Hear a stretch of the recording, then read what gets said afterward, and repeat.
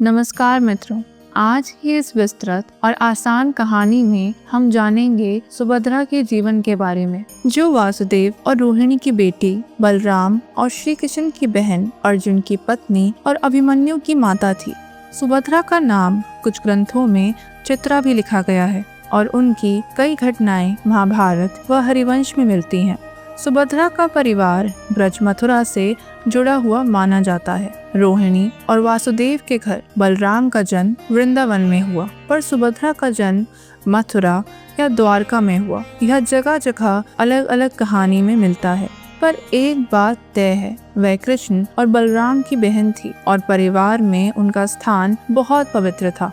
सुभद्रा को लोग साधा, शांत और नर्म स्वभाव वाली नारी के रूप में देखते हैं। उनकी सादगी और विनम्रता बाद में कई पारिवारिक उलझनों को हल करने में मददगार साबित हुई।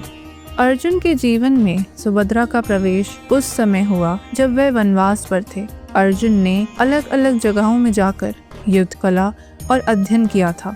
द्वारका के पास रेवाटक पर्वत पर सालाना मेला लगता था, जहाँ कृष्ण वृष्णि समेत लोग आते थे। उस मेले में अर्जुन ने पहली बार सुभद्रा को देखा और उनका मन मोह गया। उनकी मोहब्बत तात्कालिक और गहरी थी। कृष्ण ने ये देखा और अर्जुन को बताया कि वह उनकी बहन है। अर्जुन ने पूछा, तो मैं क्या करूं?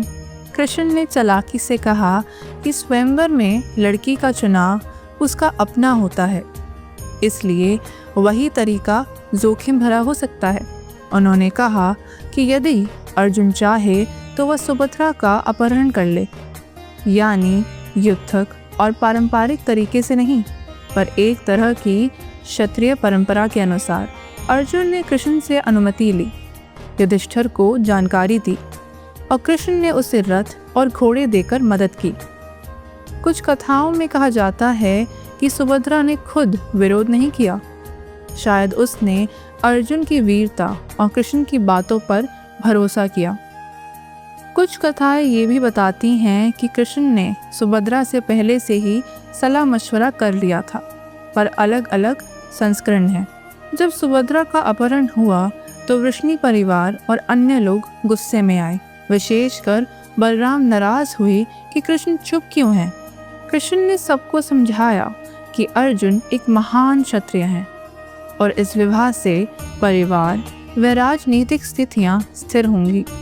कृष्ण ने सबके साथ मिलकर सुभद्रा और अर्जुन को द्वारका बुलाया और वैदिक रीति से विवाह करवा दिया।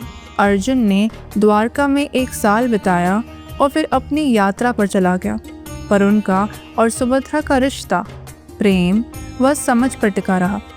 जब अर्जुन का 12 साल का वनवास पूरा हुआ और वह इंद्रप्रस्थ लौटे तो सुभद्रा भी उनके साथ आई, पर यहाँ एक संवेदनशील बात आई, द्रौपदी की स्थिति। द्रौपदी पहले से ही 5 पांडवों की पत्नी थी और राजा के रूप में उसका मान सम्मान अलग था। अर्जुन ने सत्कृता से सोचा कि द्रौपदी की भावनाओं को ठेस नहीं पहुंचनी चाहिए। अर्जुन ने सुभद्रा को सामान्य सादगी से पेश करने का निर्णय लिया। उनके आभूषण हटवा दिए और वह सादगी भरे गोकुल वाले रूप में महल में आई।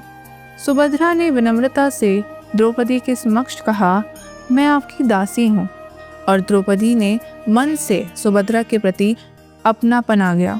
इस तरह परिवार का संतुलन बना रहा।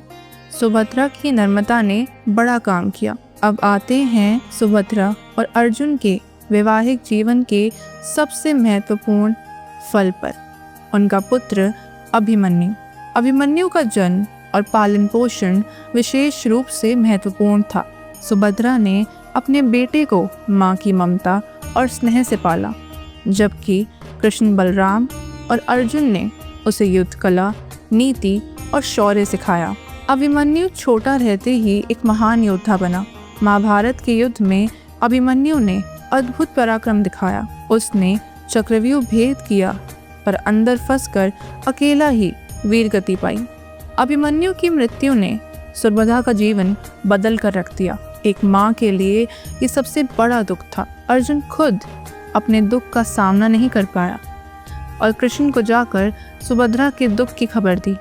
अभिमन्यु के शहीद होने के बाद सुभद्रा पर मातृत्व का दारुण शोक छा गया, पर वह दृढ़ रही और परिवार का सहारा बनी रही। अभिमन्यु की पत्नी उत्तरा गर्भवती थी, पर युद्ध के दौरान अश्वत्थामा की क्रूरता से गर्भ पर असर पड़ा।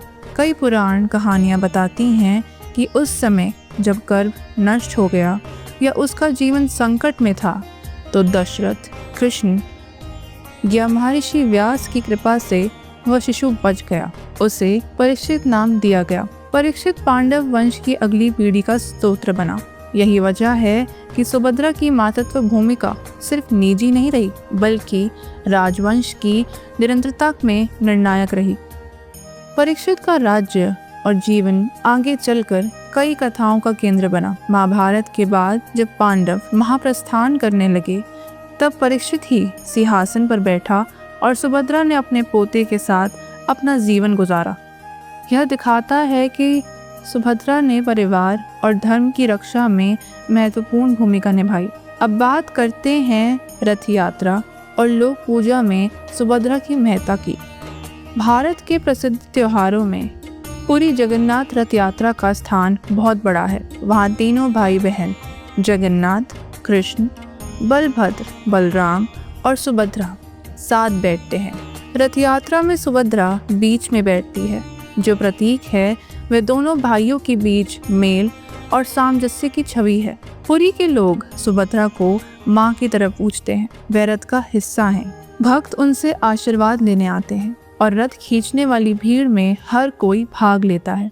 सुभद्रा का रथ यात्रा में बीच का स्थान बताता है कि वह केवल एक राज परिवार की स्त्री नहीं, बल्कि जनश्रद्धा में देवी समानी बन चुकी हैं। इसके अलावा बंगाल, उड़ीसा और कुछ दक्षिणी राज्यों में सुभद्रा की लोक पूजा मिलती है। लोकनाट्य, भजन गीत और नाटक में उनकी भूमिका को सजाया संवार कर सुनाया जाता है। लोकगीतों में वे दयालु बहन और सुखकारी माँ के रूप में प्रकट होती हैं। इस तरह रथ यात्रा और लोक पूजा में सुभद्रा का स्थान धार्मिक भी है और सामाजिक सांस्कृतिक भी।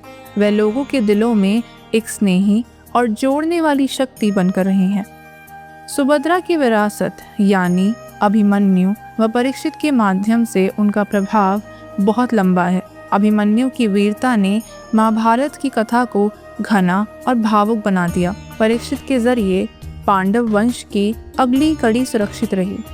परीक्षित का राजकाल और उसके बाद की घटनाएं जैसे भीष्म, धृतराष्ट्र युद्ध आदि के फल पूरे इतिहास पर असर डालती है और ये सब सुभद्रा से शुरू हुआ। इसीलिए कहा जाता है कि सुभद्रा ने न केवल एक बेटे को जन्म दिया, बल्कि पूरे राजवंश की निरंतरता को और समाज के भविष्य का बीज बोया। सुभद्रा का व्यक्तित्व सरल, धीर और समर्पित था। उन्होंने कभी महत्वाकांक्षा या घमंड नहीं दिखाया। उनकी संवेदनशीलता, मातृत्व और परिवार के प्रति निष्ठा ही उनकी असली ताकत थी। वह कृष्ण की बहन होने के साथ साथ अर्जुन की पत्नी और अभिमन्यु की मां होने के नाते महाभारत के बड़े ताने बाने में एक सेतु का काम करती हैं। उनकी वजह से कई घरेलू और राजनीतिक संकट सुलझे। इतिहास व लोक कथाएं उन्हें एक मधुर और दृढ़ नारी के रूप में याद करती हैं, जो परिवार के कई मुश्किल मोड़ों पर संयम और सहनशीलता से खड़ी रही। सुभद्रा की कथा हमें यही सिखाती है कि शक्ति केवल युद्ध में नहीं होती। कभी कभी शांति, समझ और नम्रता भी बड़ी ताकत बन जाती है। कभी कभी ग्रंथों में सुभद्रा का जन्म स्थान और नामों में फर्क मिलता है। इसीलिए स्थानीय परंपराओं के हिसाब से लोग अलग अलग बातें सुनाते हैं। पुरी की रथ यात्रा में सुभद्रा की मौजूदगी यह भी दिखाती है कि महाभारत कालीन पात्र लोक श्रद्धा में किस तरह देवी रूपी बन जाते हैं। लोकनाट्य और भजन में सुभद्रा के चरित्र को अक्सर स्नेह और मातृत्व के रूप में दर्शाया जाता है। खासकर ग्रामीण नाटकों में उनकी सादगी और सरलता को खूब पसंद किया जाता है। अंत में सुभद्रा का जीवन महाभारत की जटिल दुनिया में एक सजीव और मानव मुखर उदाहरण है। एक ऐसी महिला जिसने प्रेम, मातृत्व और परिवार के लिए अपना स्थान बनाया। उनका प्रभाव प्रथाओं, त्योहारों और वंश कथाओं में आज भी जिया हुआ है। यदि आपको यह विस्तृत और सरल विवरण अच्छा लगा हो तो पराविद्या फाउंडेशन चैनल को सब्सक्राइब करें, वीडियो को लाइक करें और शेयर करें, और कमेंट में लिखिए कि आप महाभारत के किस पात्र की अगली कहानी सुनना चाहेंगे। जय श्री कृष्ण। धन्यवाद।